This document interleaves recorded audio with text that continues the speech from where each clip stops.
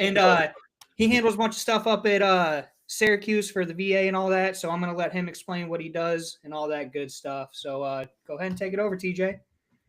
Yeah, so glad to be here, guys. Thank you for having me. Yeah, I'm TJ Matali, full name Toje, and I am a student at Syracuse University. I'm also the public affairs officer for the Syracuse Student Veterans Organization. And then I also work with Warrior Scholar Project in the summertime as a lead instructor of humanities. Wow. Okay. So you guys were just telling me about how you guys had your ball this last night? Yep, last night. Yep, masquerade ball. Yep, Masquerade. award. Cool. So what all does that kind of entail? Is that like all branches just kind of coming together, hanging out? Is that Marine Corps, Navy, kind of split it up, or how's it go? Yeah, it's kind of like like any student veteran basically. Okay. We just try to highlight certain veterans or student veterans who have like done well throughout the year or are like really big in the community. So we present different awards for that.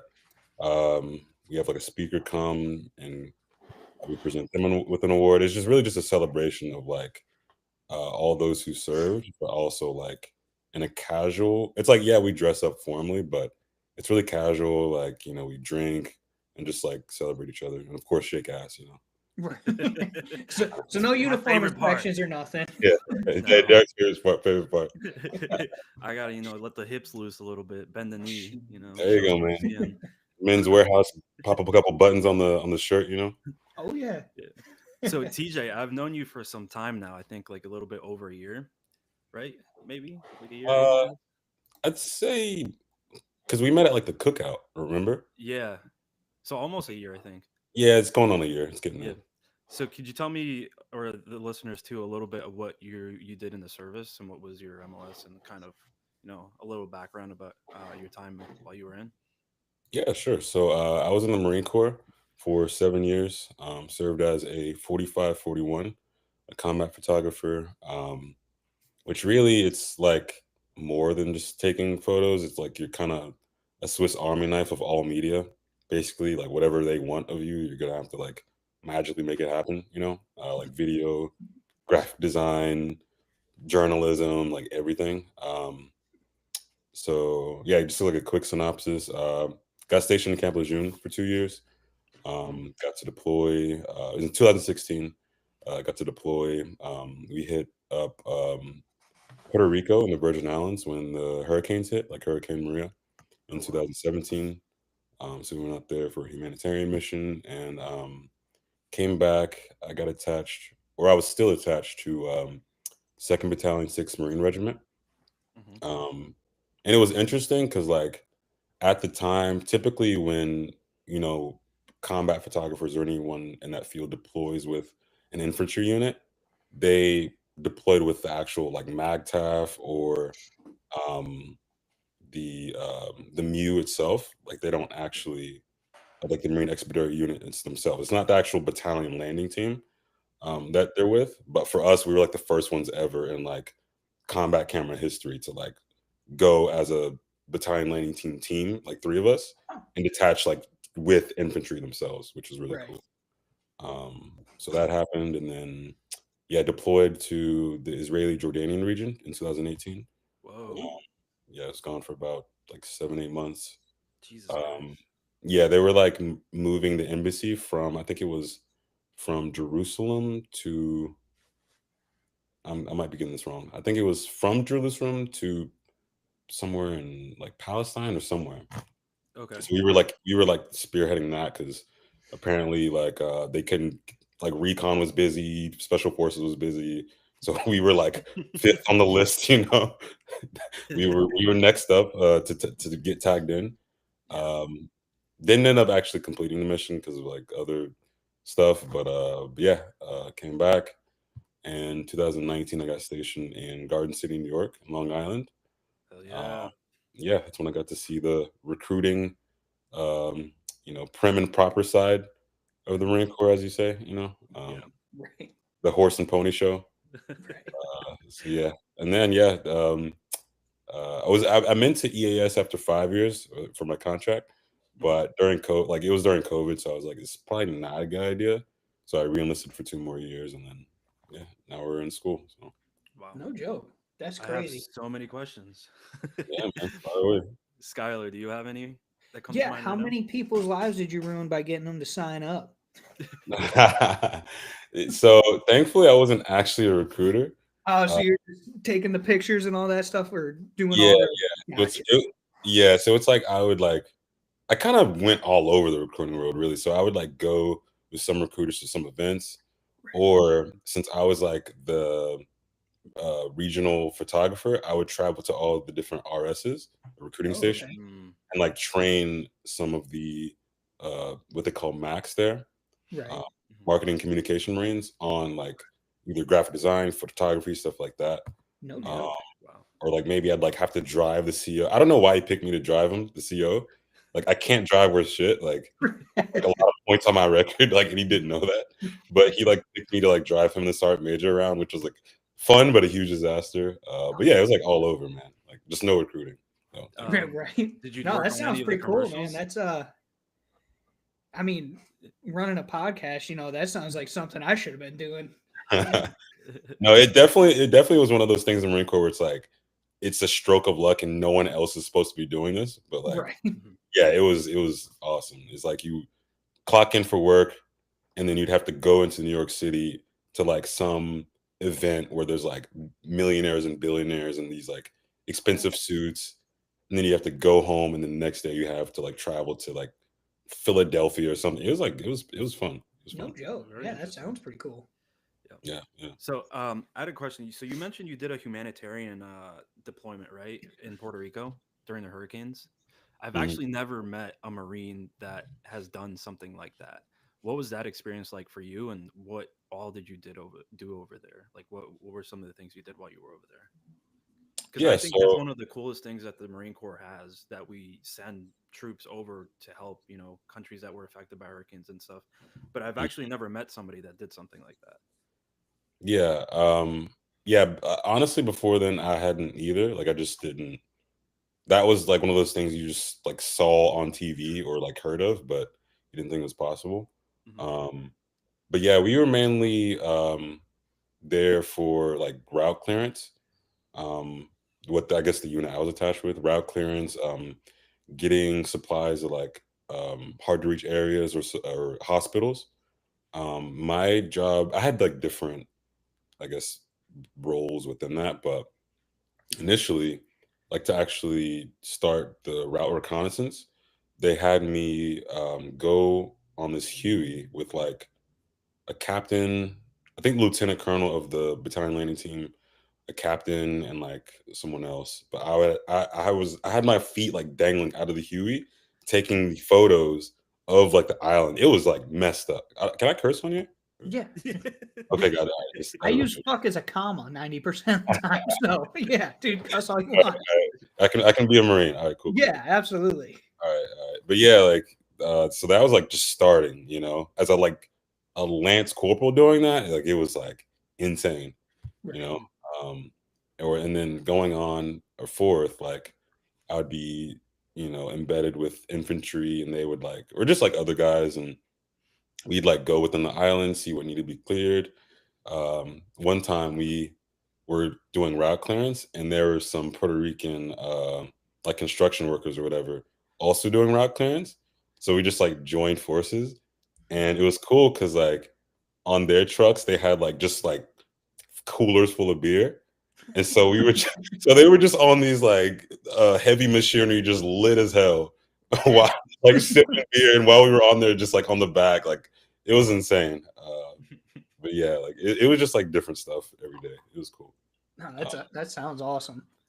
yeah, the only not awesome part about that was I had to stay out there the longest because I had to like document like everything. Mhm. So I had to stay out there for 2 weeks while everyone else was like a week and a half, and I didn't shower within that whole like time frame. Mm. Except Those baby wipe showers. yeah, no, like that. Or like running out in the rain naked or something like that. Yeah, Yeah. gotta love it. when you were in Israel, that was like just before everything started really going crazy. Um, could you? I mean, if you can't talk about it, get it. But could you like feel the tension rising, or did it? Do you think it just kind of popped up out of nowhere? So I'll admit, like before going to Israel, like I didn't know much about just like the history Mhm. of like the whole like Israeli Palestinian conflict thing. Like it just like I knew about it, but it's just like I didn't know like where the like how it happened or anything like that, right?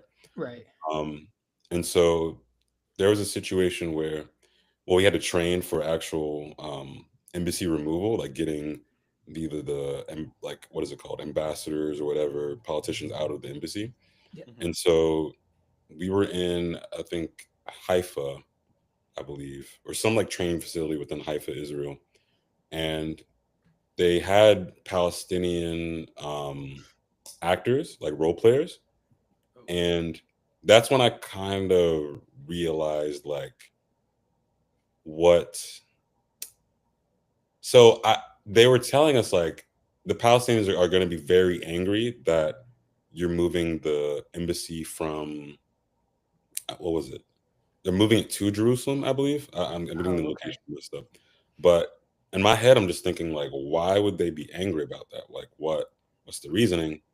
And then I looked into it, and then it's like, oh, like that was like their like holy land, basically. Like Mhm. this claimed that for years, and then I kind of went down the rabbit hole of like, oh, like they're kind of being oppressed, and the U.S. is kind of funding this, and that kind of, I'm not gonna lie, that kind of messed with me afterward. I guess that goes more into the mental health portion of it all. Mhm. Uh, Yep. but yeah, like that, it was heavy, man. Like you just don't Oh, I'm realize sure. it at the time. Yeah.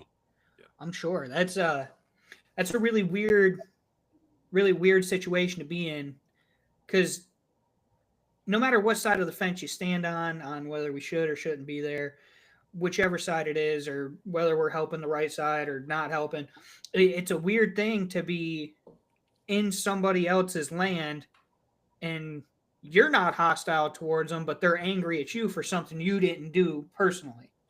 Yeah, That'd be a tough thing to do. yeah. It's really all about like for me, I just like finding out why. Oh Like yeah. I don't just naturally, I just don't have like quick adverse reactions just because it's like there's got to be a reason behind it, right?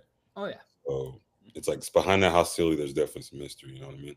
Oh yeah. Absolutely. I think that when it comes to us citizens, we know probably 25% of the truth, Yeah, maybe. exactly. So Yeah, you got in our education system right now that we don't get taught that kind of stuff. We don't get taught a lot of the deeper aspects. Like, why do I need to know the Pythagorean theorem? Dude, that's not gonna. I can't tell you the last time I used that. But I use it every day, so okay, well, It's like I wake up and think about the Pythagorean theorem. yeah, it's in my dreams, it's in my nightmares. for the Uh, rest of us, we don't use it too much. But a Mhm. good history class that actually teaches world history about that kind of stuff would be mhm. awesome because Yeah, that's going to prevent us from either making mistakes or doing the same thing Repeating over. history. Yeah, yeah. yeah. Like it's just for me. I just don't understand. Like the whole trying to stifle what history like it already happened, and we're just relaying the facts. Like Yep, trying to get rid of that. It's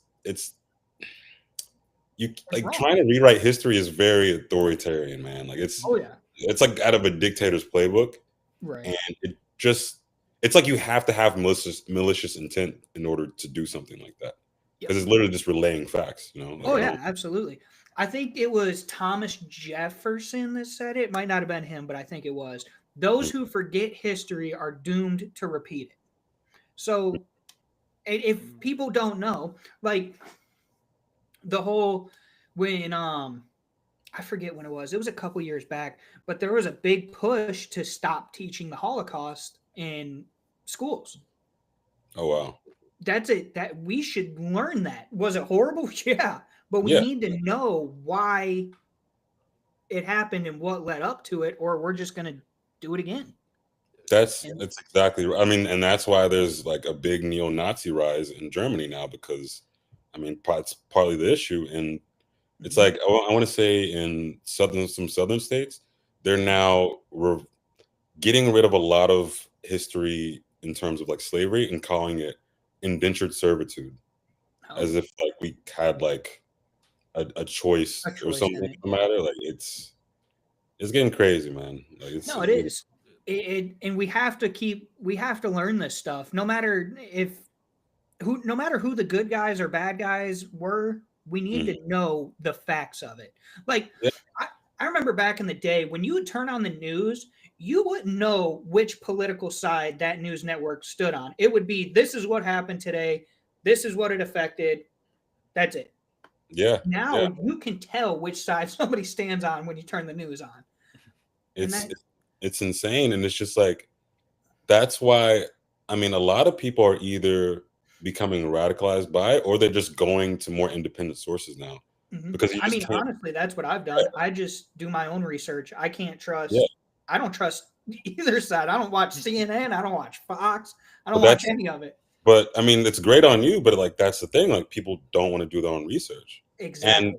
understandably so. It's like imagine you don't know come from a factory steel job and you have to support a family of four, but you still want to keep up with what's going on. Like you don't really have time to dive Yeah. deep into what's going on. You know, it's just you're gonna take what they're feeding you and then believe it Yeah, or yeah. not. You know, And some like people just really don't know the difference. They're just, Yep. adjusted to it. So yeah, yeah, And I forget who media said it literacy to is me. a thing. yeah. What's that?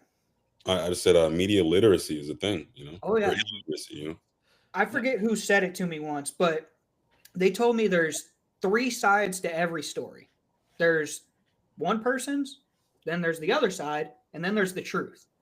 Hmm. So it's people that don't have the time. I get that you just can't, but man, are they doing themselves a disservice by just accepting whatever news network they're listening to. hmm Yeah. All I would say for people who at least want to start seeking out more of the truth is just like understand nothing is black and white and everything is nuanced. Like there's hardly ever going to be just a straight laced answer for why things the way they are.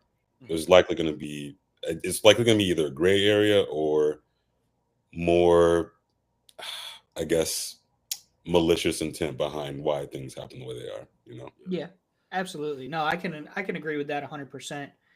I will say that what I've been seeing in the news recently, like very recently, is that there's actually something up at Congress right now to help get veterans cryogenic or cryo chamber therapy. And for some reason, a lot of Congress is denying it. hmm And there's a vet that works in Congress right now and he's fighting for it. But for the life of me, I don't see why we would shut that down. Like, let them What have what it. is, what is cryogenic therapy? If someone is knowledgeable on that. So I'm not 100% on it, so don't quote me on this. Might leave it I'm Mhm. actually trying to get some information, like the whole shebang for what's going on with it. Yeah. Um, and so basically, it's studying your brain and kind of working with you, and it's like a okay. So picture a tanning bed, hyperbaric. That's the word I was thinking. hmm Hyperbaric. So it's like picture a tanning bed hmm Mhm. and you get inside of it. And I don't know the details of what happens when you're inside, Mhm. but it's supposed to help with your brain waves and brain functions and helps with TBIs, with PTSD, that kind of stuff. hmm So Mhm. so far, the only thing that Congress has seen is that there's no conclusive evidence, is what Congress is saying, hmm that it helps. So It they looks don't like want they to pass use the bill to extreme continue it. cold. Now, Mhm. the vet that was talking, the congressman that was talking, he said that he has a friend, a fellow veteran that he was deployed with, everything else, that went through the process. And he said it helped him. So much so that the wife ended up coming out and telling her story a little bit and saying that she finally had her husband back after everything that had happened, like all of his deployments, all that kind of stuff. Mm. After his hyperbaric therapy, um, it made it to where he could kind of not fix himself, but fix Mm. himself.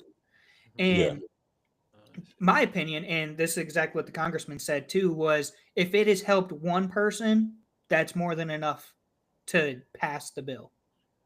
Yeah. Yeah.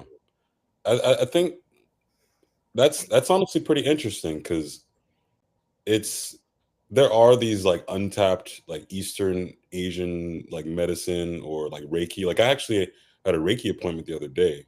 I couldn't make it, but um, it's it's one of those things where it's like you either think it's like woo woo science Right. or it like has changed your life completely. You know, What's Reiki, if you don't mind explaining?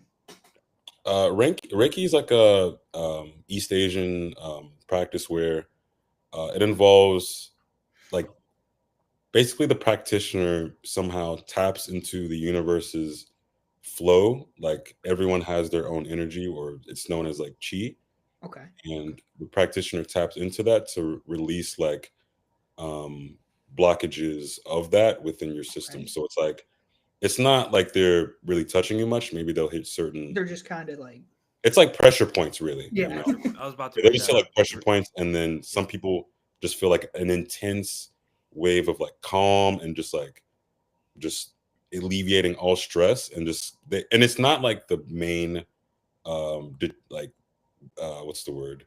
It's not the main thing to prevent mental health issues, but it's like a supplement, you know, like it supplements actual therapy, you know. Okay. That's really I'm all interesting. about it, man. If that helps, I mean, Yeah, like if it helps, yeah. absolutely. I think we need to take right now, I feel like if you're a veteran and you're like, oh, I'm depressed or I'm having suicidal thoughts or whatever you're dealing with, I feel like their immediate reaction is pills. And Hmm. Mhm. pills, I don't like the idea of being on pills. I mean, we've talked about it on the last couple Yeah, just podcasts. last I week, think yeah, too. just pushing pills on people is a terrible thing to do. Mhm. So if that works, if it works for you, that's more than enough for me to endorse it. That's Yeah, more than enough for, I think more people should try it. yeah. Apparently, a big thing too is a lot of vets are cannabis. They swear by it. Oh yeah. I've, I, I I might. personally don't smoke, but I've heard that it works. Hey So man, the green train has room enough for us all. You know what I'm saying? absolutely, Yeah, not the conductor, but I'm definitely a passenger on there. You know? absolutely, man. If it works, it works, and I think Yeah, yeah. It's we it's it's one. It's what I'm sorry to cut you off, no, but it's one of those things where if it becomes a dependency or a crutch, you really have to be aware of that, right? yep, Because you can't just mask the problem. Like that's kind of what I was dealing with. Is I was trying to mask the real issues or run away from them with weed, Mhm. hmm and it wasn't until like I actually like sought help where it was like we started attacking the root issues of why I was feeling this way, like discovering the why, like I said, yep. Yeah. and then you could actually dig deep and you know what I'm saying, like just Oh, like absolutely. yeah, like actually put bandages on the wounds instead of Right. just letting it scab up and you're properly treating it and then you go on your way, you Yep. know. But there's no reason to run from it if you're just going to come back up again. You know what I mean? Oh, absolutely. And that's why, I mean, it kind of leads into the same thing as why I think pills are such a bad idea is because they don't deal with the problem. They're just kind of make you feel good for a little bit. But as soon as that pill wears off, you're back to being low. Yeah, back to root. Yeah, yeah. So, I'm actually in this situation right now, just to be open, where mhm, so I was doing. So I guess I first sought mental health treatment. Was it last? We're in 2025. I want to say like 2023. mhm, So or 2022. So I had like 1 year left on my contract, but I was just going through a lot, you know, like depression and all that. And I'd always absolutely. had depression, but it had like reached a climax, Mhm, and was affecting my work. And so, you know, I went to BetterHelp because I just didn't know the VA provided those sort of services. Like I couldn't really right. access that or know the resources for that. And yeah, it was like 3 months. It was real brief, but it was really super helpful, and just knowing why you act or think the way you do based on prior experience. Um, and then fast forward to now, like I'm in school. I was also dealing with some mental health issues earlier this semester or before, and yeah, it was rough, man. Like I was getting to the point where even though I was, doing meditation, like I was doing like breath work, like different methods to help with, Mhm. depression, anxiety. Absolutely. It just wasn't working. So, I got to like a crisis point, and I was just like, yo, like I really need to seek professional help. Mhm. And thankfully, yeah, like the VA got me to, I saw a psychiatrist, and they were like, you might have like untreated PTSD. Like it's a lot more serious than you think. And Absolutely. so, now they do have me on a prescription, Mhm. but it's it's not to where it's like I'm also doing other things rather than just relying on pills. Right. It's like a whole it's like a holistic thing. It's not just Yeah. this is gonna cure all. No, that honestly, I think that's how you're handling your stuff. I think is the best way to do it, and I wish that all the vets would do that. Yeah. Everybody that's struggling, I wish that yes, the prescriptions can help absolutely, Mhm. and it's awesome that you made the choice to go out and have it taken care of and have somebody help you because dealing with that shit on your own, man, that's you end up in a dark, dark place if you just sit there by yourself and let it fester. So that's Yeah, awesome. That's yeah, awesome that you're doing that. And I agree that doing the holistic approach, I think, is the best choice, man. And obviously, like you said, putting a band-aid on it, it's not gonna fix it, but putting a band-aid while it's healing, yeah, Mhm. yeah, that's I think that's a good idea. That That's a good my idea. opinion, I think that's awesome. yeah. That's a better explanation of how I worded it. Like, Yeah. and I think one of the biggest you kind of hit the nail on the head of just like staying like letting it fester like by yourself. I feel like the one of the biggest resources or holistic approaches you can have is finding community or using your support system. Like that is one of the biggest things you can do just because Mhm. depending on the type of person you are, like me personally, like I'm an introvert, like I just don't like putting my problems on other people or I don't Right. like being a burden, you know what I mean? So Absolutely. Yeah. but it's like I'll go all out for someone else, rather than Absolutely. Yeah. you know what I'm I saying? get But that. when it comes to myself, it's just like, oh, like it's not that serious. Like it's fine, it's fine. Yep. Um, but when I was just to the point where it's just like I can't, like I just can't handle it on my own. Yep. And when Mhm. I finally did reach out to, like friends for support, it was just like, oh, like they're going through the same things, Yep. and then Yeah. boom, now you have a bonding moment. I mean, you're trauma bonding, but shit, like Right. But at least you know you're not alone in the yeah, fucking swamp. absolutely. You know what I'm saying? You're not sinking in the shit alone. Yeah. So at least, Absolutely. yeah, at least it's like going through the suck in the military, but it's just now we're in the civilian life, Yep. and Mhm. you It's just know, a different kind of suck. It still yeah, sucks, Yeah. but It sucks. yeah, just a different exactly. kind. And That's that's honestly I'd say 99.9% of the reason we started this podcast is because exactly like you said, is so many people just feel like they're on their own and Mhm. they don't want to bother somebody. So Yeah, they don't reach out. Yeah. Well, they yeah, come in here and they listen to us shoot the shit, talk about stuff. You're opening up about what you're going through. That might make somebody else be like, "Oh shit, I'm not alone." I that helps me. So that's kind of our goal with this whole thing is just reach out to more people and hopefully like everything else, man, if we help one person, that's good Mhm. for me. And it seems to be a common trend too amongst veterans to keep it within themselves, Mhm. which is mhm. not the healthiest thing to do. No. I think on the opposite end too, like if you are the type of person where you're outgoing or extroverted, like make that leap, like make that Oh, outreach. Like Yeah. I I was like both sides where coming into Syracuse, I wanted to be that lone wolf of just like I'm just doing this to get paid. I'm gonna keep my head down. Like I don't want to associate with any other military anything. Like that's in my past. It's time to focus on myself, right? yep. That didn't last long at all. Like, I mean, I met really cool guys too. On top of that, to credit their personality, but like I was just like, yeah, no, like I'm I've found friends, and so now like I'm gonna reach because they reached out to me first. And so it's like, let me just continue that. That way we just don't have to be in this alone, you know? There's no reason to. Absolutely. Yeah. Absolutely. So you had mentioned to that you got in through the VA for your stuff that you've got going on. We hear horror stories all the time about VA taking months and months. If you don't mind talking about it, how was your experience of the length of your appointments and stuff? Oh man, that's like a whole nother podcast, dude. Like, oh God. So you know how they tell you about what is it? BDD, benefits delivered at discharge. Yep.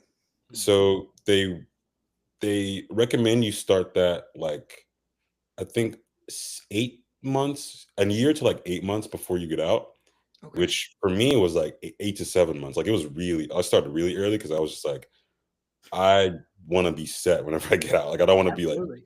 like homeless or asking for any. Like I just want to be set, right? Right. So I started early, did all my appointments, was on top of everything, and yet still I was just running through hoops, like having to either wait on this appointment like months in advance, like after I was out, because I was expecting to get my benefits as soon as I got out. I didn't end up getting it until like 6 to 7 months after. So basically, it was over a year time span just having to get my benefits. And then once I got the benefits, it's like there was stuff on there that I didn't even agree with. So I had to, file another claim. And then it's like what they'll there's a lot of shady shit that happens of Yeah. how they avoid paying for your treatment. So basically, or adding on to your claim. So there was like a period where I would settle or set an appointment, right? Right. Um, and then they would hit me up like, hey, like, are you doing this appointment, right? I'd be like, yes, I'm still doing the appointment. And then come time for the appointment, they wouldn't show up, like for the Zoom call or whatever. And so I'm Wow. like, oh, like I guess they just like missed it. That was the first time. I set another appointment. Um, Went to the appointment, logged on, nothing. And so in my head, I'm like, hold on, like I'm pretty sure like I set for this appointment. I had on my calendar and I'm here now. What's going on? And then I learned there's like a thing where if I don't know how like true this is, but Mhm. apparently if you miss a certain number of appointments, you have to like restart your claim again. Ooh. Oh So I wow. don't know. So I don't know if it's like a tactic for to discourage people from like pursuing a claim any further, but it definitely happened to where like they dropped 2 or 3 appointments and I just never heard anything. And so I had to like go through again by myself. Wow. It was a mess, dude. Like it was a That's mess. terrible. That sounds See, horrible. I have Yeah. not. Yeah. so Jeez. the new I don't know if he's new, actually. I don't know why I said new. But the head of the VA, the guy who runs the entire VA, he Mhm. actually just did a podcast with what's his name? Oh, Sean Ryan. Sean Ryan, yeah. Yeah. And he was talking about how he wants to change he wants the VA pretty much how we want the VA. And he came out and said he's like, listen, go get help where you need to, this, that, and the other. But I mean, it's nice to say those things, but eh, your story that you're telling me, it's it's almost what every veteran's experiencing is the VA is just constant letting us down. Yeah, So I mean, it's all. I mean, at the end of the day, man, it's all about like finding ways to save money when it comes to. I mean, even now, it's like at the full turbo at this point. right. So they're gonna try to find ways to either not outsource outpatient care, Mhm. or maybe give you a prescription that you could get better, that's more appropriate for you, but they're going to, give you the generic version just because Right. Just to it's like save it's a fine. buck. They won't care. Like it'll still work. Yeah. That It, But sounds like a it's nightmare. Because it's imagine terrible. somebody that really needed that appointment, and then the VA kind of just delayed it. You Mhm. know, luckily, it didn't happen for you, but for somebody else, they might have been a really dark place at that time, and the last thing they need is a delayed appointment. Yep. Exactly. Yeah. Which is why now they're making everything about, like, if you're feeling this way, like, call us, like, there's a suicide hotline. It's like they're trying to cover their ass now, which, I mean, it's better than nothing, but yeah, it wasn't like that before until It's crazy. military started dying. Oh, it's crazy too because the the numbers actually. I know we all use the 22 a day. That's kind of what we've had for like what the last 10 years is. Everybody says 22 a day. Our numbers are actually way higher. I think we're approaching, if not already past 40 a day. And Oh my it's insane. Mm. It's but it comes down to people feeling like they're alone in the fight and that kind of stuff. Mhm. And I had been told and experienced by somebody that they had called the I don't remember if he said that it was the suicide hotline or if it was just the mental health, but Mm. he got told that if he's not actively suicidal, that he would have to call and make an appointment and set it up through the VA. And Yes, that's exactly how it is. It's literally, and that's exactly how it is. He's not lying. And also, I told you how I was trying to, like, just seek counseling, right? Like, at the Mhm. time, I wasn't, like, really suicidal or at the verge of, like, jumping off a bridge or anything, but Right, it's like I still was fucked up and I needed help. But exactly. their whole thing is like, yeah, if you're not suicidal, here's what we'll do. We'll send you, you'll set an appointment up with a counselor, and Mhm. you're gonna talk about goal setting skills and how you can plan your day better, and how Right. you can just, like, feel more calm throughout the day. And it's just like, no, like, I'm trying to actually look for the why of why I'm this Right. way, so I can get past it. Like, I don't want to know how to set a calendar. Like, I already know how to do that shit. Yeah, Yeah, What are they're you it, just doing, adding bro? more stress. They're making things worse from the sounds of it. yeah, and Yeah. it sucks, and that's why there's so many great programs out there that are outside of the VA that I wish could get more traction and more publicity. Um, it's Mhm. it's sad, man. It's really sad, and our veterans, it's almost like we're once it's almost like a old toy, right? Like that scene from Toy Story where Andy drops Woody. Like as soon as we sign that paperwork that says we're done, the government just drops us, and we're like, yeah, Yeah, fuck you guys. That's yeah. that's We I have how we mean, have we have new shinier 19-year-old toys over here. Like, you guys. right? And we're gonna make sure they're broken in a couple months, and then we'll get new ones. It's Yeah, man. It's an industry, bro. yeah. Yeah, it's it's a a it's a, never ending cycle. Here's the question yeah. for you, TJ. You mentioned that you started a lot of this process while you were still in, right? How Mhm. crucial was your command in for you to like begin this process? Did they advise you to do these things, or did you take your own, um, your own like how do I say it? Did you do this on your own, pretty much? Is what I'm asking. So the last unit I was with, um, First Marine Corps District Garden City, so I wasn't, like, just on my own, just, like, frolicking through the streets of New York City, doing whatever the fuck I wanted, but, like, I was pretty autonomous, Yeah. especially for being a Marine. Hmm. Thankfully, I wasn't, like, I got finally made sergeant, but they would kind of, like, mention it in passing, but it was more so me, like, just doing my own research, like, asking around. Um, like, I would take admin photos, like the promotion photos of officers and whatnot. That really was a blessing for me because I actually got to hear from their mouths of, like, here's what you do, here's what you don't do. One officer literally gave me, like, there's, like, a large PDF of just infinite resources that military have. Like, I didn't know there was, like, an organization that would just donate you a brand new laptop if you applied for it, Right. or an organization that sent you a suit or a car, like, if you didn't have one. It's just like I'd never heard about these things from my old commands, like when I was a junior Marine or anything like that. So, for my new command, it's like they would, like, kind of bring it up, but it was really up to me to do Hmm. that. That's interesting because Yeah, I There's had no tons of idea about resources. any of Yeah, those we had programs. no idea about any of these programs. Yeah, it's literally just like it's like a virtual scroll of just like the commandments of how to get EAS effectively, and then like how to be successful. I just hadn't. It's just like it stays within that world of like officers and higher Mhm. ups. You know, like they don't pass that down really. That's interesting. That's very Man, interesting. I got in trouble for going to SIF, let alone Yeah. reaching out for more stuff when I was EAS trying to thing get was out. looking down, like they looked down upon you. You were EASing. Well, Yeah. I will say this: like, I definitely was way more privileged as being a regional or combat camera Mhm. than someone working in like artillery. Like, I have buddies that have done that, and they're just like, yeah, no, like just checking out. I had like 3 months to check out, and they were like, yeah, you're going on the field out.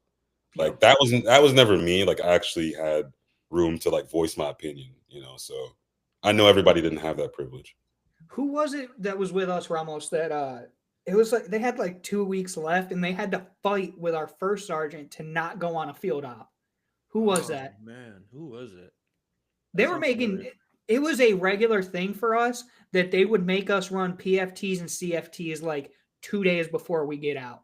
Yeah. Like that was a What? normal thing. I'm like, That's dude, that's literally illegal. Like, they can't do that. Oh my. we had who was it? There was one guy.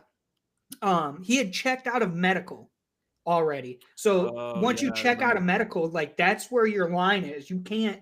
Yeah.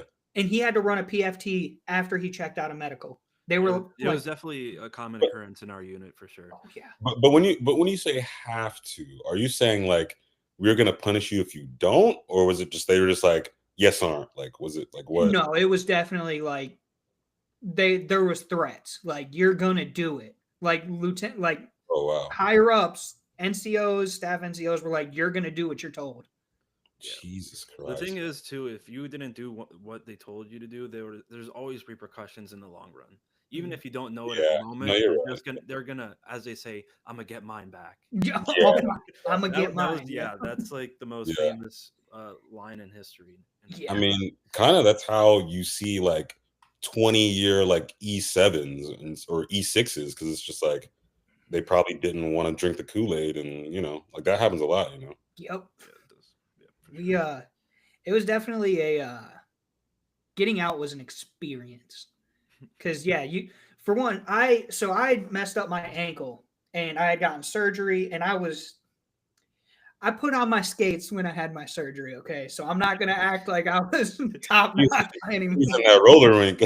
Oh yeah, but it you were definitely I like my ankle was broken and torn ligaments, and I got called a malingerer. I got called what's the other things that they would call us if we weren't doing our job good enough? Definitely something worse than Berlinger. Yeah, there there was some shit they called me, and I'm like, dude, it's not like I'm faking this. My shit's broken. Like it's not. And dude, they made you feel like shit. Like I couldn't stand in formations, and they're like, "What kind of shitbag won't stand in formation?" I'm like, "I'm I sorry." I just don't understand the logic behind, if you want a ready and capable fighting force, and you Mhm. see they're like limping just to go to the chow hall, like why would you not want them to be at 100%? Like, it just doesn't. Exactly. I just don't. I would never understand that. It And I just. went to medical probably 3 or 4 times Mhm. after I heard it, and they were like, "Just put ice on it, take some Advil, change your socks." You Yeah. know the spiel they give. Mhm. And the only reason I ended up getting seen is because we had to run a PFT. And I was like, my ankle's hurt. And my sergeant was like, you're gonna run it. Too bad. I failed the run, obviously, because Mhm. I hobbled the entire thing. And when I finished it, I think it was my lieutenant came up to me and he was blasting me. He was like, "What's wrong? Why did you do this? Why are you a piece of shit?" And I took my shoe off, and this is one of the only times I've ever like snapped back at a lieutenant. And I'm like, "Do you see this fucking thing?" And dude, my ankle was like this big around and black and blue. He's Oh, like, "Oh," and he brought me to medical, and he's like, "This isn't okay. You guys need to figure this out." And then I finally ended up getting an appointment to have surgery on it and get it fixed. Didn't they mess up your surgery too? Yeah, I mean, yeah, the surgery. I think I was supposed to go back in for them to fix because so what the surgery was is they basically my tendon was stretched. So what they did was they put two bolts and basically wrapped it around the bolts to make it tighter. And then I forget what they were supposed to do, or there was too much. There was like a calcium buildup or something. And they were supposed to go in and shave it down. And the Marines were like, nope, you're getting out. We don't care. So That's insane. That's sorry that happened to you, man. Like that's a terrible experience. That's I mean, when not to play it down, but if that's, I can still jog, I can still kind of run on it, I can still move around. So Mhm. there's people that have it much worse than me, but do I wish it was 100%? Absolutely. So Yeah. No, I have bad knees where I had like patellar tendonitis in both. I have that too. Yeah. But like I said, I was the so here's what I would tell my my past self if I knew the cheat code to getting surviving the Marine Corps is if you're good enough at your job and if you're good enough of a person or a professional, you can kind of get away with whatever you want. Like, you know what I mean? Like, as long as you're not like doing, I don't know, like super legal activity. Like, I mean, I basically ran, like I said, I was the head of public affairs for the entire like Eastern region of recruiting. Mhm. So it's like I could go out and do physical therapy and just be like, hey, like I'm going here, Lieutenant. Like, I'll see you later. I'll let you know when I'm done. Right. Or it's like, hey, like I just came from a late shoot tonight. Like I'm not coming, or can we work something out so I don't have to go to work Monday because my weekend was taken away from me? And so it's like in their head, they're thinking, so we only have one guy here to handle all this. He does all the work. He isn't a pushover. Like we should kind of give him you know what I'm saying? Like Oh yeah. I want to figure that out. I was like, all right, cool. Like we're acting like grown men now, basically. Yeah. That I wish we had that. yeah, I'm super happy for you that you had that, Hey, man. congratulations, bro. Just For to us? keep actual adults, you know, like it's a hard thing to That cover. must be very Dude, nice. we weren't adults, we were prisoners, man. Like that. If we came We back from the field on Sunday, we're back at work Monday morning. yeah, we went down to Fort Stewart and I was the remain behind element. So everybody got to go home and then four of us stayed behind to make sure everything was fixed and load tanks on trailers and everything. Mhm. And they're like, yeah, don't worry about it. I think you guys had like a 72 when you went back or something. Yeah, Yeah, So, usually. yeah, so they had a 72 and we had to work. And they're like, no, we'll get you guys on the back end. No. That's the second famous line right there. We'll get you on. Yeah, the we'll back. get you on the back end. Yeah. It's like when you tell someone, "Oh yeah, like I'll think about it," and Yeah, they didn't think about it. yeah, It took me probably 3 months to realize that when they say they're going to get us on the back end, you might as well just chalk those days up as gone because it ain't happening. Oh yeah, no, there were definitely times where I like reminded my command. I was like, "You said I would get a 72 for this. Like, I take note of it here." And then they were like, "Oh, you know what? You got us. Like, no smoke. Like, you got it." Like, Yeah. If we ask that, they'll be like, "Hey guys, sorry, we got to work late tonight." Yeah, you promised us a day off. Oh, you want to work late? You said. mm. Hi. Yeah, there's always some quid pro quo. Start laying stuff out. Start Yep. sweeping. Oh man. Yeah. Great. Wait, Derek, you were Marines, right? Yeah, I was in tanks. Okay, so you were tanks. Derek, what were you again? I was in the same unit as Skylar. We were roommates. Yeah. I was in tanks. Really? Yeah. Yeah. Oh, that's really cool. Oh, wait, Yeah. who was the cleaner roommate? Oh, me. Fun fact, dude, when Skylar would go home for the weekends, he would leave his bed unmade and I would make it for him. And every time he came back Sure on would. Monday, he would be I'd like, walk in on Sunday. I'd be like, this motherfucker made my bed. How do you even like process that? It's like, I'm not a piece of shit. Does this guy like me? Like what? Like what? How do I feel about this? I'm like, damn, they hire a maid service for the barracks? What the fuck? Yeah. Now I'd feel mad guilty if I came back, my bed just made for me. It's like, all right, I'm a piece of shit. Like you got the way things worked out, we would like wake up at 5 to like PT formation and then go straight to work.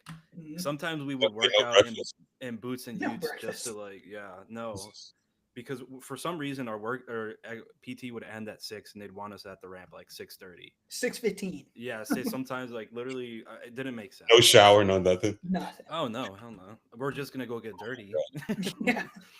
And Jeez. then after work, he'd go straight home, and then I'd come to the barracks room, and I'd be like, ah, man, I might as well just fold this bed sheet over, make it look a little. Yeah, yeah, yeah. The I've got prison, to I have mean, the room already looked like a prison cell. So It was a prison cell. something. You're like, I gotta have some sort of peace of mind, even though my life is like chaos. Like this will exactly. help it, I think some. my room was the only one with like poster. I had posters up. Like I didn't care. Sure Man. I did. needed something to distract me.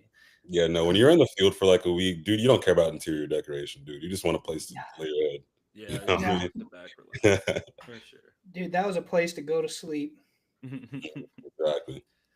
So Yeah, now that you're out, TJ, what are some things that you do to like keep yourself busy? What's helping your mental health now that you're out?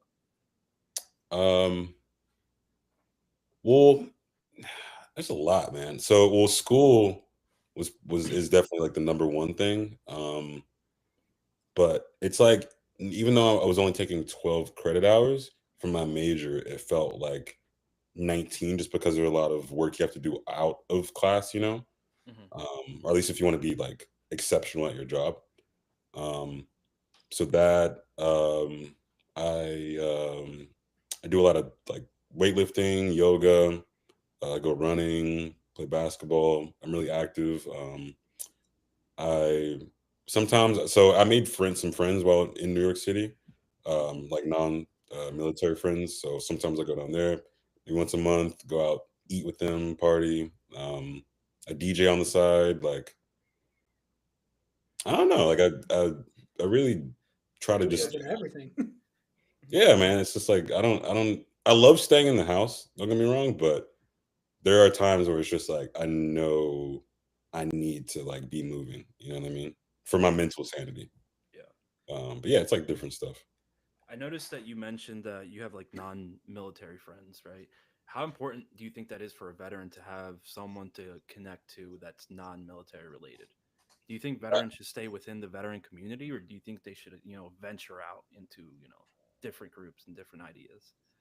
Derek, I'm so glad you asked. That is like one of the things that I tried to tell some of the guys I was stationed with at Garden City Hmm. because it's like you have the once in a lifetime opportunity in your military career to establish relationships and networks with those who you're going to need outside, when you either retire or when you EAS, right? Yep. Hmm. And so, I mean, it'd just be like just casual, like happenstance where it's like you're in a bar with someone or a party with someone, and yeah, like they don't understand what it means to be able to clean an M240 or anything, but you have similarities in music or I don't know, politics or something, or not even as serious as that, or just like casual stuff. And it's like you strike up a conversation, and then boom, lo and behold, they're like working for Google, and you're just friends with. It's not even like a network contact. It's just you're just friends with them, and then you get the hookup on certain things. Or it's like I have a friend right now who he's a professor at whatchamacallit, Pratt University, right? It's like a private Oh, school yeah. in Hmm. Brooklyn. But it's like he was giving me tips and tricks on how to enroll in college, like how to write essays or how to be better at my career because I'm studying communications design. It's like I don't know, it's just like simple things like that where it's just like once you put yourself out there, the benefits will be more than the regrets that you have from not reaching out. You know what I mean? Yeah. One of the things I noticed, especially at Syracuse University, is that a lot of veterans that start going to college immediately want to look for other veterans to socialize with and hang out with. Hmm. Obviously, there's like an age gap difference, so it might be a little bit difficult. But if there's one thing that I really advocate for is that veterans really get out of that circle and try to like find their friend group outside of the like military related lifestyle. Most definitely, most Yeah. definitely. Like, oh yeah, I guess I missed a couple of facts. So, I'm part of a couple student organizations. I joined Z89. It's like a radio broadcast or like a radio on campus. Like one of the oldest radio stations in the U.S. actually. But it's all college run. We're independent, no advertisers or anything. I host a show. I co-host a show called The Juice on Saturdays or The Juice. We talk about like hip hop culture, stuff like that. Just play hip hop music. Then I DJ, live DJ after. And then I'm part of Slice Consulting. It's just like a consulting group on campus where they work with businesses in the community to like um, uh, just like work with them in different aspects of what they need as far as consulting goes. And yeah, I've just met. I mean, yes, of course, there's an age gap. Like I'm a little bit older, but I've been able to learn a lot much from students in my class than like the salty veteran who kind of is living in his military, past. You know what I mean? Like, Yeah. like I see it. I noticed a couple students who it's like they would actually sort of thrive in the Marines or military where else because it's like they have that drive. Like they don't just have like the privilege and they're not spoiled or anything. It's like they have the drive, and it's like I'm learning from them and actually picking their brains so I can be better. It's not just about making friends. It's just like find those who can actually push you to be better. Right, getting connections and everything. No, that's awesome. Man, it seems like you keep your plate beyond full, like Thanksgiving dinner full.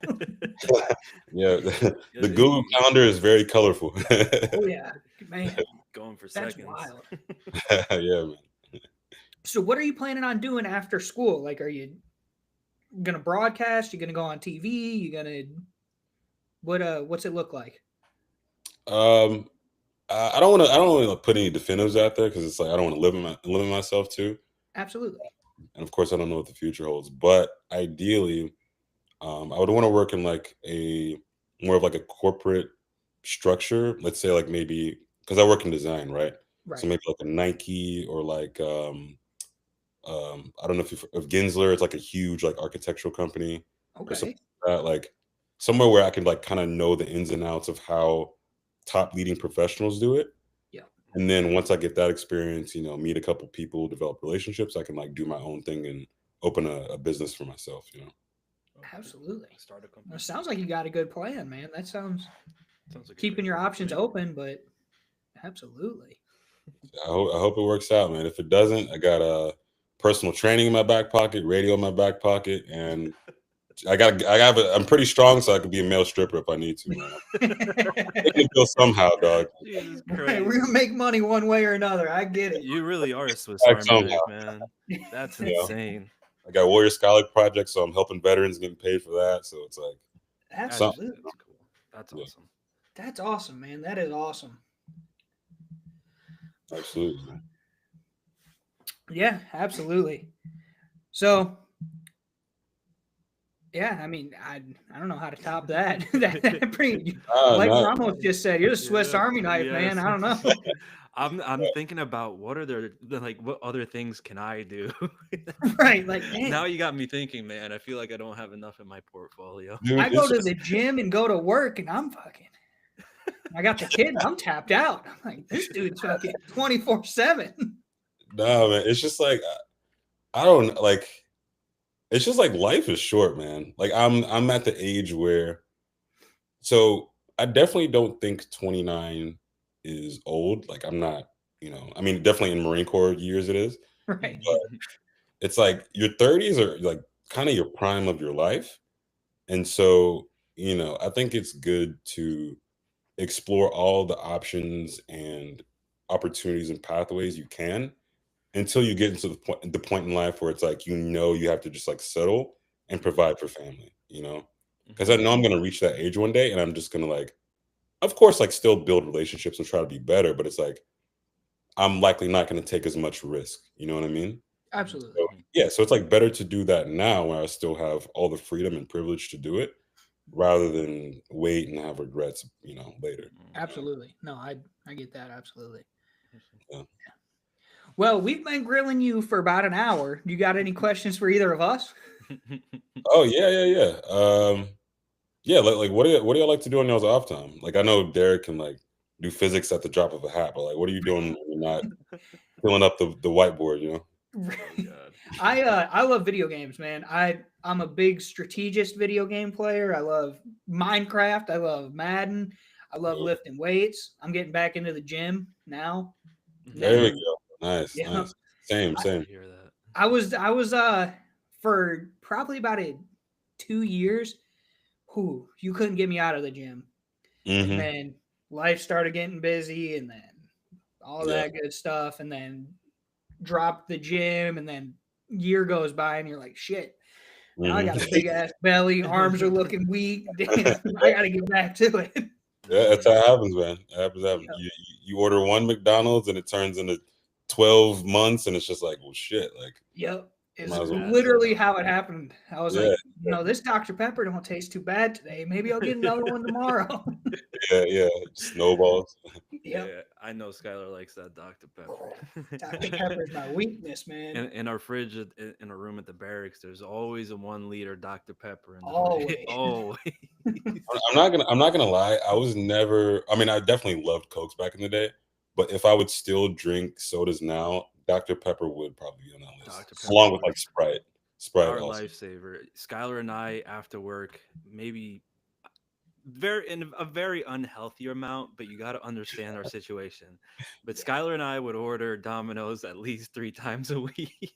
Dude, Oh, there was literally, I can tell you what our order was. There was this, it was a special. It was called the St. Jude special because St. half the Jude's. proceeds would go to the St. Jude's. Fund.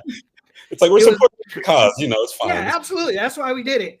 We got a liter of soda, Uh-huh.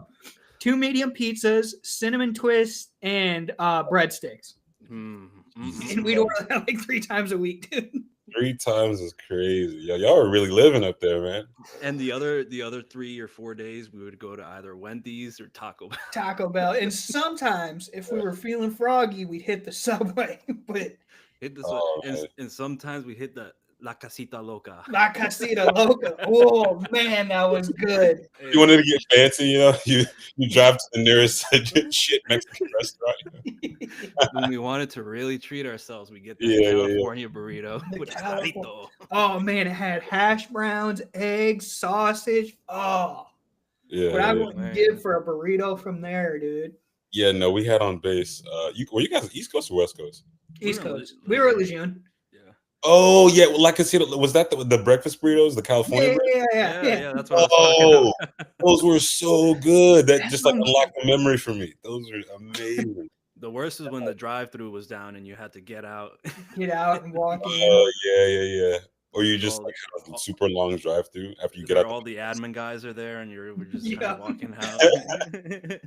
Yeah, Their no, dirty it's just like candies. I have like 20 minutes. I'm risking it right now. You know. Yep. And you spent all those 20 minutes driving there and back just trying to get damn burrito down. Yeah, it was worth it though. It was definitely worth it. Oh, It it's was so it worth was definitely worth it. it. The few days that like me or Ramos would run PT for the platoon, we'd be like, hey, we ran today. And then me and him would take off to La Casita Loca.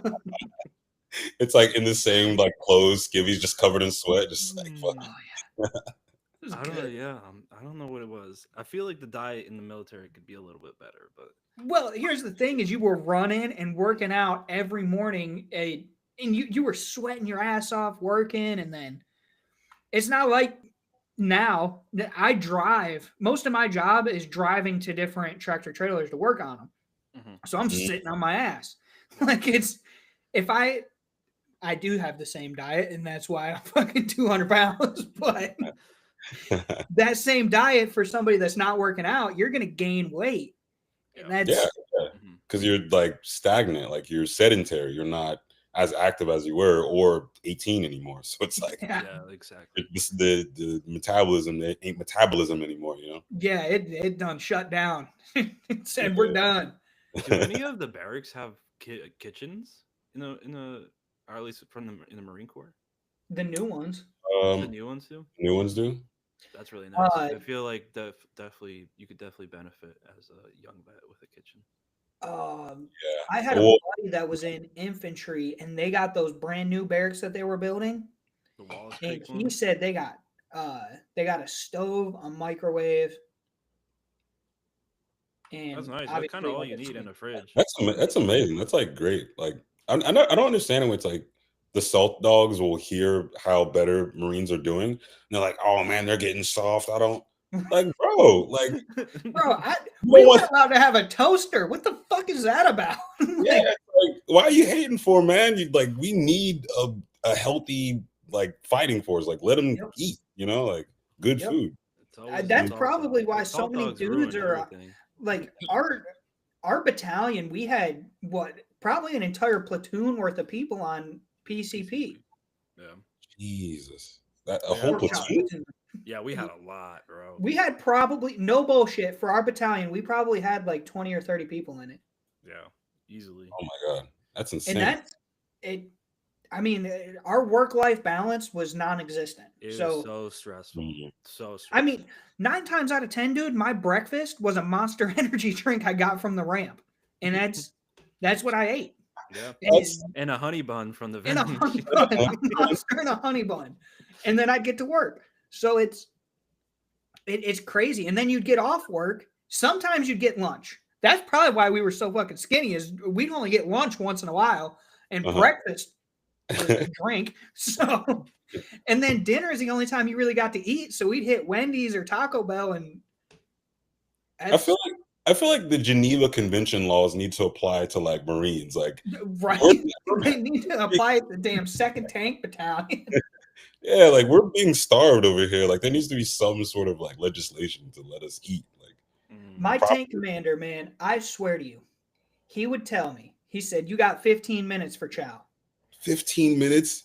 It takes 15 minutes. You better be back here in 15 minutes if you want to take chow." And at that point, it's like, okay, well, I can't make it to a chow hall and back. I don't care Yeah. how fast What are I your drive. options? Yeah. So I might as well go get a honey bun and a Monster and sit down and eat. And Oh that'd be, Wow. and that's if we got lunch. Yeah. That's man. The I just- issue is that they would put so many timelines on us, and the timelines always had to be met. Everything had a timeline. Yep. But like why couldn't they just make the timelines fit in at least 30 minutes to an hour of lunch? Like it's just they just cross it out on their like schedule. It's like nah, it'll be fine. Honestly, 90% of our job, I won't say 90, I'd say 60% of our job was looking busy. Yeah, I can understand that. I definitely understand that. Yeah. We It's swept the ramp for hours every day. Like literally get out brooms and sweep the outside hours a day. and then you finish and then a day later it's like dusty again and it's Yep. just like Yeah. what Well, it was an everyday. what are we thing, doing? yeah. Yeah, Like, what- every single day we would do that. And that's, you do that, let's say you do that 2 or 3 times a week instead of every day. Now you're cutting 2 days down by 2 hours. Mhm. It was never a give a shit about Yeah. your There's life just this outside. weird thing where it's like it was bad to let us off work early, which I never understood. And for some reason, even when we got lunch, right, it would be you'd have like somebody would have to stay with the tank. So usually the most senior guy would be like, "Hey, you guys go." If your tank was good, if your gunner or your TC were good, they'd be like, "Hey, you guys go grab lunch. You take whatever time you need. You get 30 minutes, whatever. Just bring me back something to eat. That's all I ask." And then Yeah. whoever that person is would eat there. And Mhm. once I picked up corporal and had a little bit of say, that's what I would do for my younger guys. Mhm. So, hey, go get lunch. I'll just chill here. Mhm. That's the right thing to do. But yeah, it's Not everybody has that same mentality. That's No, the shit. my Yeah. TC was like, "Fuck you, stay here. I'm going to get food, and you can eat when we're done working."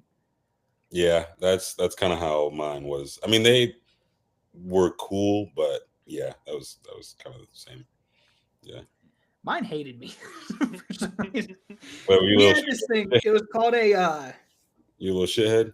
Yeah, me. I was definitely a shithead, but I didn't become a shithead until after it You had went- been a long time of not being a shithead. So Yeah. it was like one of those things. I was like, "Fuck this! I give up." So That's we what happens. we had this thing. It was called a driver's walk around. Okay, And what it was supposed to be is when you get a moment of time and you're not moving when you're out in the field, the driver shuts the tank down. He looks around to make sure everything looks good. Okay. That's the driver's job. That's why we call it the driver's walk around. At this time, I was a loader working for the TC that hated me. And we stopped for like 12 seconds. And it was pouring down rain, like just torrential downpour. And he looks at me, he's like, Race, get out and do a driver's walk around. And I'm like, why? Why do we need to do that right now? Like, we were about to leave. And he's like, no, go ahead. So I had to get out, get soaking fucking wet, and then get back in the tank and just be like, yeah, no, that's fine. And then the shithead meter just rose. Like, it just like went up a couple degrees. Yeah, by the end of my enlistment, my shithead meter maxed out. It was like a car maxing its RPMs bouncing. You needed to sign another lease on the shithead meter, you know? It was peak when Skylar was my loader when I was a gunner. And I've been with Skylar since the beginning, so I had already seen and been through all the things that he has been. Yeah. So when he was my loader, I wouldn't even talk to him. My driver would be like, "Where's Skylar?" I'm like, dude, don't worry about it. I'll help you do all the work. Usually the loader helps the driver out, and then the gunner is kind of just overseeing thing. But I was like, don't worry. Robinson was his name. He's like, I'll help you do this stuff. Don't worry about Skylar. And then when we're doing our checks, we're Skylar in the driver's hole sleep. Wait, you said he was asleep? Oh, yeah. Yeah, he was sleeping in the driver's hole of the tank. We were missing a bolt, right? It was like one bolt for our NBC system. So our whole tank was shut down for what, 2-3 months? For like 2-3 months, yeah. So and there's nothing we could do. We would check it every day, the same thing over and over. Yeah. But I took it as a lesson to teach my driver every component of the tank. So I just walk him through it. Yeah. I took it as I know what's going on with the tank. I'm gonna go sleep in the driver's hole. You guys have fun. Yeah. Hey, yo, you gotta fit in a nap anytime you can, man. That's that's survival at that point. Like, For sure. I remember MCT. Like, that's when I learned just how important naps were. Where it's just anywhere you get in where you fit in, man. You learn a lot in MCT. Actually, MCT taught me a lot more than a lot of other places in my military career. MCT taught me that people like to rap at 2:00 in the morning for no fucking reason while I'm trying to sleep. Who the hell would do something like that? Right? Yeah. Who would do something like that? Ramos. You just hike for 12 miles and you just hear them quoting rapping a 4-verse bar. So that's where Skylar and I actually met at MCT, but we didn't really know each other.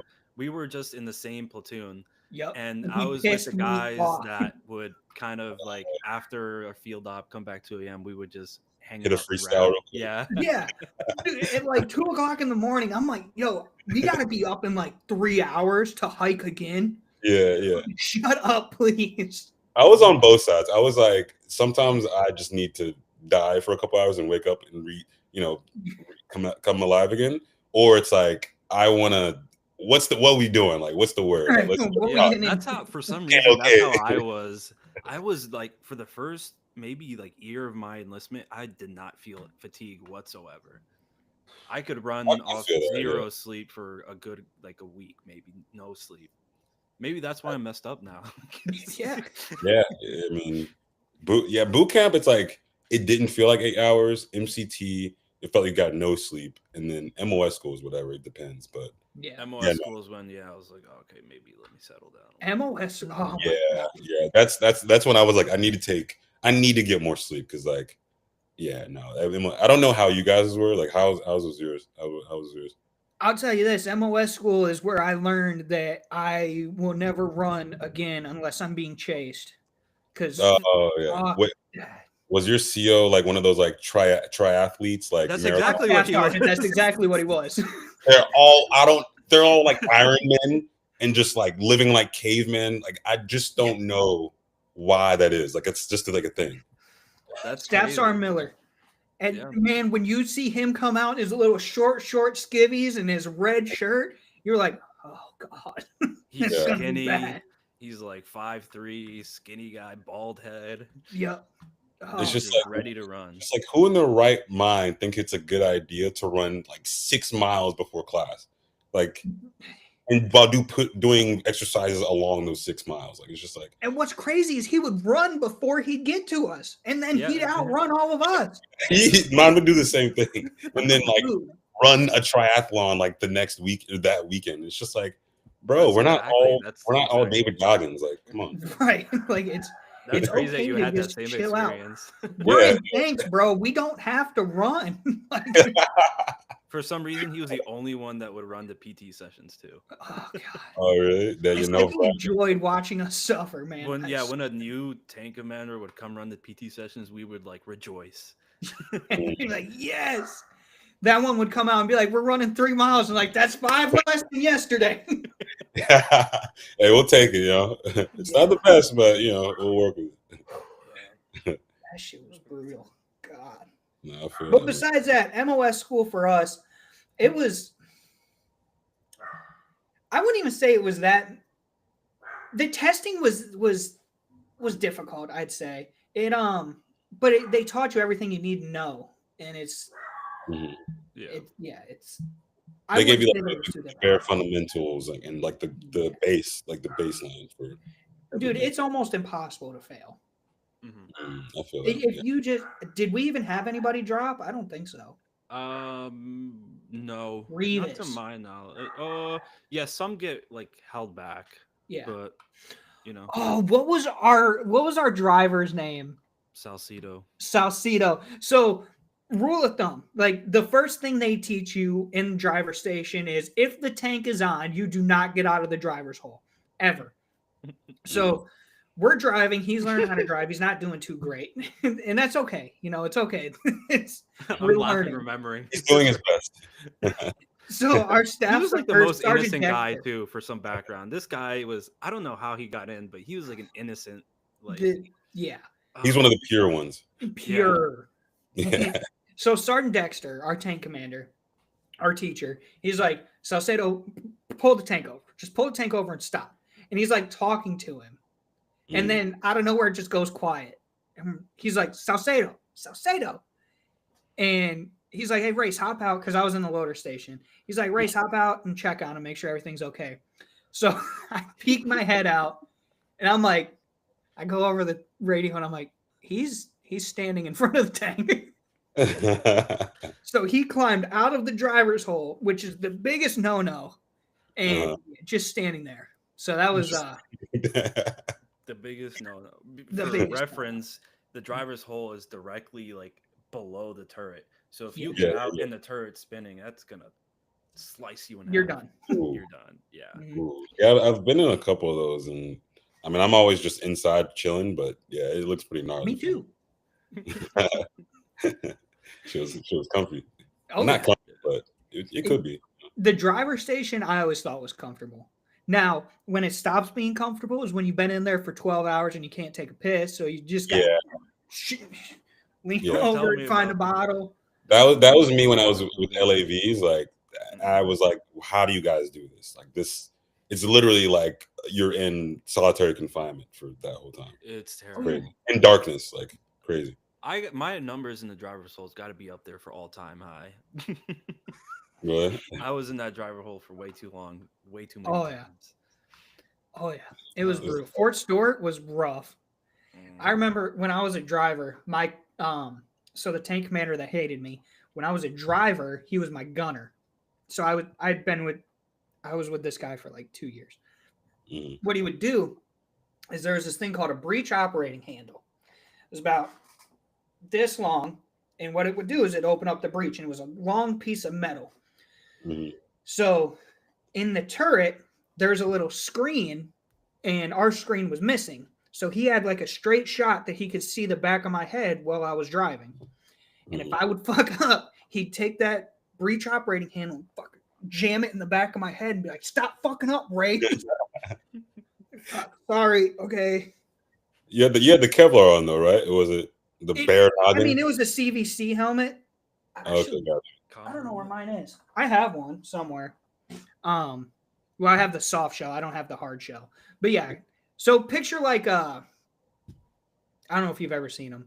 I guess like take like an operator, okay? Like a cool high speed operator. Same concept of hard here and then soft underneath with the headset, but a little different, but same concept. Gotcha. Okay, gotcha. Yeah. Not it's like the same but different. Okay. Yeah.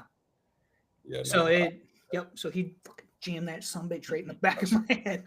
Yeah, I was gonna say you might need to go to the VA, claim some brain some CTI or something like that. Yeah, probably got a TBI for fucking getting hit in the head with that shit.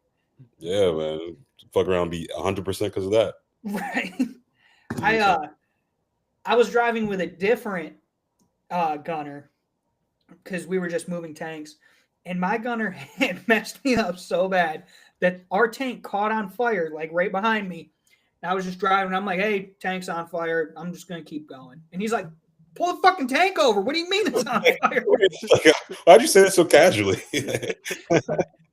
A lot of tanks caught on fire for some reason too. So that explains like the state of your life or the quality of your life at that point, where you're just like casually, yeah, there's a tank on fire, and just continue on. Yeah, That tank's on fire. If it blows, it blows. Who cares? Yeah. You got to that point, you know. Yeah, yeah, and that was like 6 months into the fleet. So yeah, it was a good time. Yeah, man. So TJ, maybe to give some final remarks here, do you have any advice you would give to veterans? What's your words of wisdom? What knowledge do you have to pass on?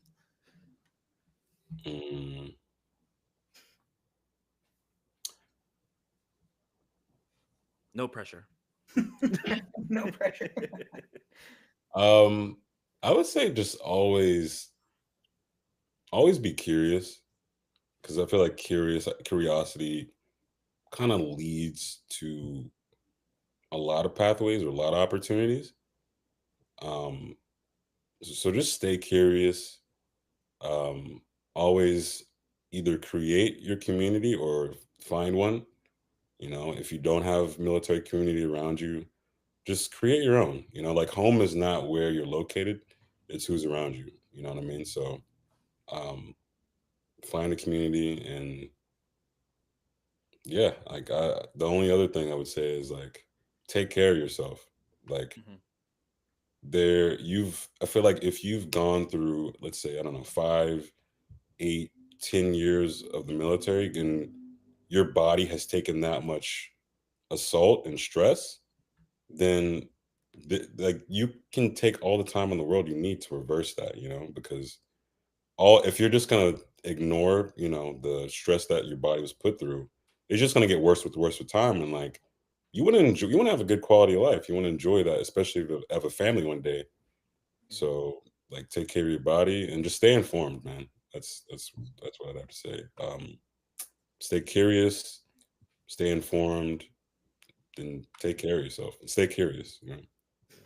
I love that. Absolutely, I like that. We always get good Stay words of curious. wisdom I when like we have some guests. I always learn something new. Yep. I like the community aspect. Nobody said that, I think. Yeah. from No, the that's guests that a we've good had, one. and I feel like that's very crucial. Having a good community. Me being down here in Texas, I've pretty much got one friend down here. So building this community, not only am I trying to help other people, it helps me greatly. So just like you said, building your own community, perfect. Yeah. Yeah. All it takes is a hello and a what's up. That's it. Yep. You know what I mean? Absolutely. Yeah. Well, I think if that about wraps it up. Hit the nail on the head with that outro. Thank you so much for coming on, TJ. Yeah, we really appreciate it. Yo, thank you for having me on. This was fun. Appreciate that. Absolutely. That's awesome. Absolutely. Well, till next time, All we're right. Voice of Valhalla. Like, share, subscribe, all that good stuff. See y'all next time. Peace. Good episode, guys. Good episode. That's perfect. Yeah, I like that was dope, man. That was dope.